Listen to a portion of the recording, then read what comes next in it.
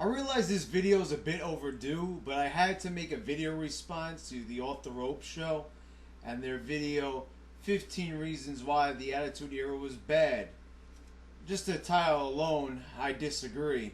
Anyway, let's go through their reasons and I'll give you my opinions on why I disagree. Number 15, not enough jobber matches. We have plenty of jobber matches. Have you seen Ryback? I don't understand why you think that it's a bad thing to have good matches on TV between two superstars.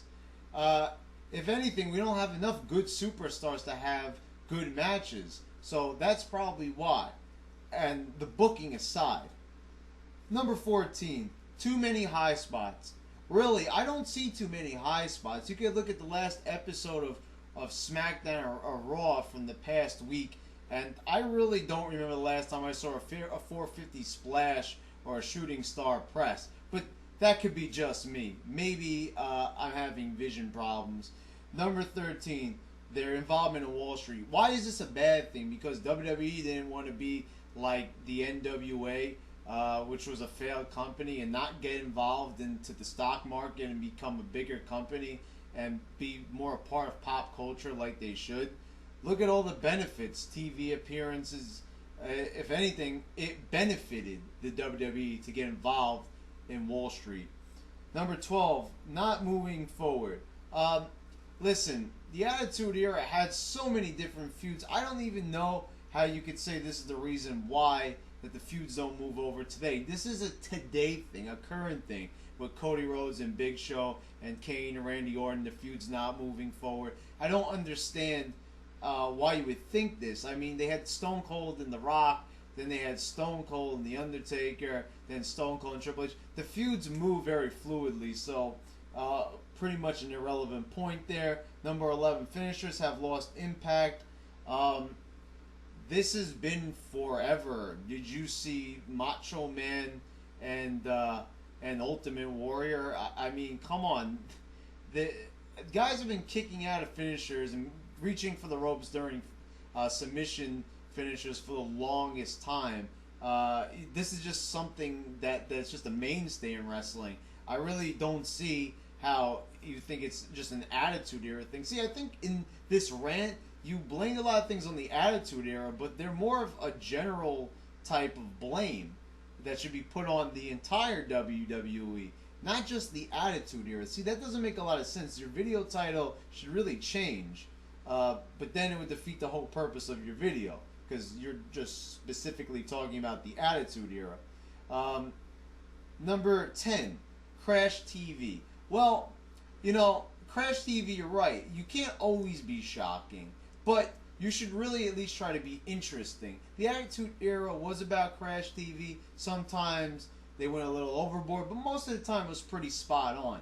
And I really don't see how you really think that Crash TV really affected WWE in a negative way. If anything, they don't try to be shocking. They're PG. How could they be shocking? They're not even trying to do Crash TV nowadays. So, again, another irrelevant point. Number 9, lack of heels and face clarity.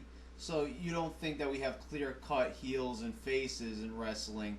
And the reason is because they have to shop around because the fucking faces are pussies and they don't get good reactions.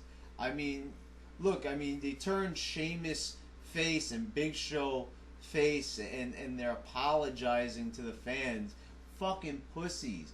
We do have pretty clear-cut heels and faces on the other hand. I mean, Randy Orton's a clear-cut face, John Cena's a clear-cut face, Kane is a clear-cut heel right now, Cody Rhodes is a clear-cut heel, so I really don't see your point where you're coming from. The Attitude Era, Stone Cold Steve Austin and The Rock were anti-heroes, so I really don't see the correlation between now and the Attitude Era in regards to this point. Doesn't make a lot of sense. Number 8, ECW going out of business. Don't understand this. ECW was never competition. A lot of times they barely even had a TV deal. A lot of times I remember I would see their show on MSG at like 1 o'clock in the morning, and then they got to deal with TNN when I became a more frequent viewer. That was during '99 and 2000 when I watched the most ECW I had in my life, and it really wasn't competition. WCW was WWE's only competition at the time. So ECW, their demise, was really irrelevant to WWE's future and the current, era that we're in now. So ECW, it really didn't matter. WCW was the one that did. So, again, irrelevant point. They didn't have the ratings to really even compete with WWE. And plus, WWE was funneling funds to ECW to breed talent for WWE. So there you go. So number 7's overexposure. I really don't see how this is also relevant.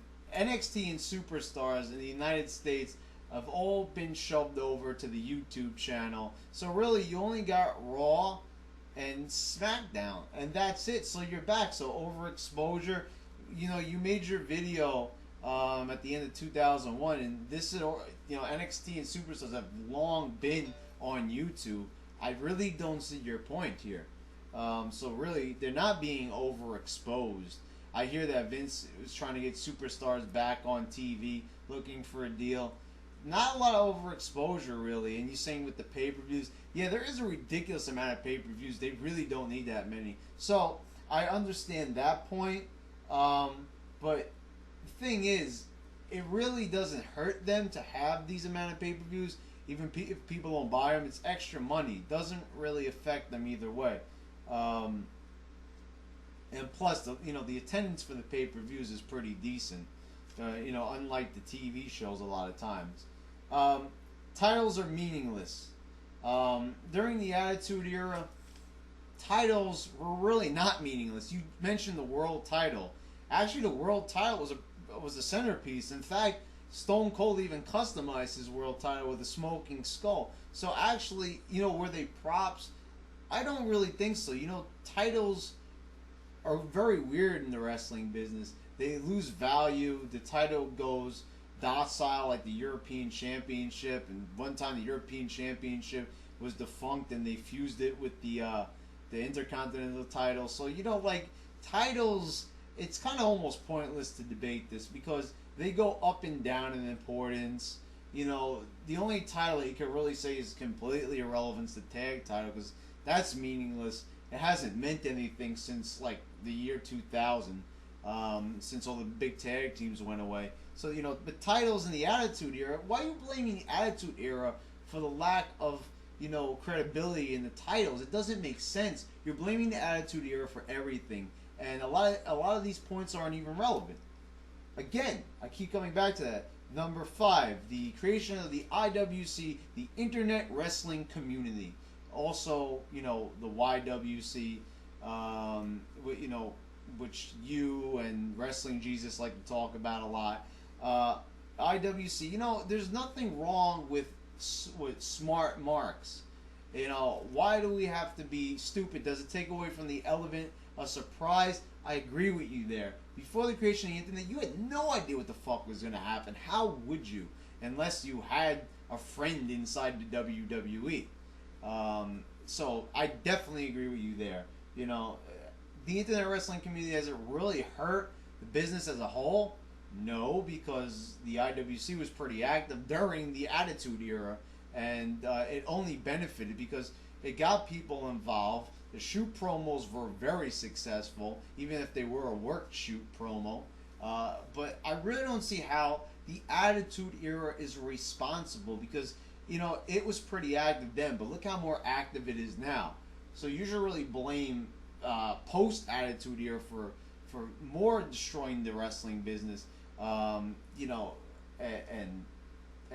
corrupting people's opinions and all that. But really, IWC is very irrelevant because the WWE doesn't really even give a fuck about the internet fans.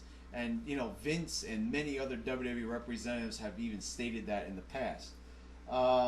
The Attitude Era generation, you go on and you just completely destroy Attitude Era fans and, saying that many people, thanks to all the DVDs, are very well aware of Hulk Hogan and everything during the 80s.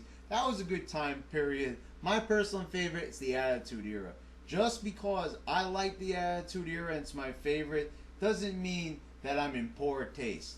Insulting us and saying that, we're ignorant to the rest of wrestling's rich history, that's not the case. I don't know where you're drawing this conclusion from. But, once again, you will go through hell and high water just to blame the Attitude Era for everything. Number 3, Death of WCW. Bingo. It's probably your only good point in this video.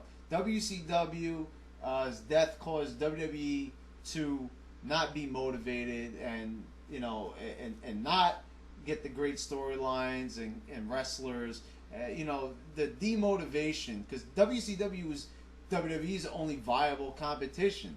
It was the only other horse in the race, because ECW was a horse in the race, but it had a fucking broken leg. It was irrelevant.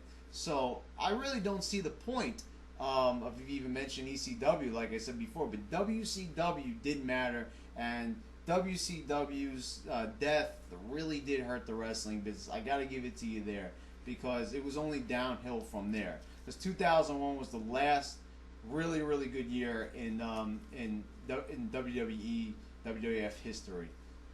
So definitely agreed. Number 2, the fact that superstars have grown so big that they leave the industry. This is a point, but you can't stop Hollywood from taking wrestlers.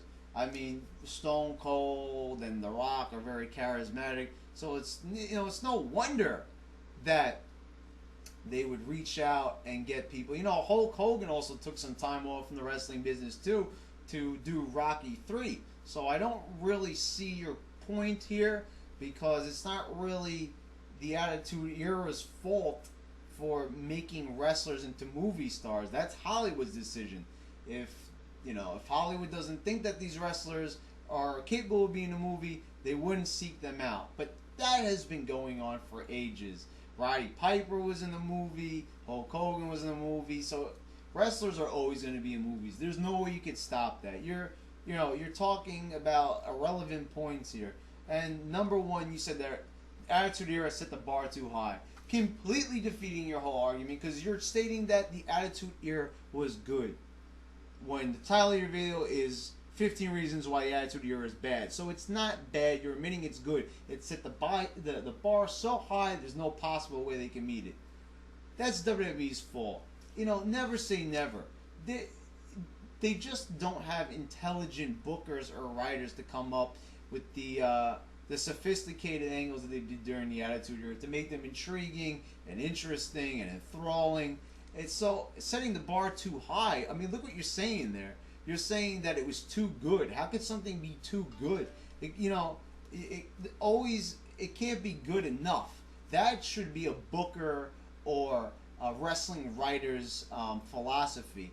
It can't be good enough. You should always strive for more. So that's WWE's fault, not the Attitude Era. That's not Vince Russo's fault. That is everybody's fault in the WWE. They just can't do it. They don't have it anymore. They have to have the right people, the right wrestlers, and they just don't have it right now. That's why. It's not because they set it too high. How can you set something too high? That's like making a movie and saying that you can't make a better movie. Well, you certainly can try, and they should. They shouldn't be so demotivated to the point where they can't at least try to top the Attitude Era. So overall, I don't really like your rant. Some of your points, very few of them, make sense. Attitude Era was a great period in wrestling, and how you could just stomp all over it is beyond me.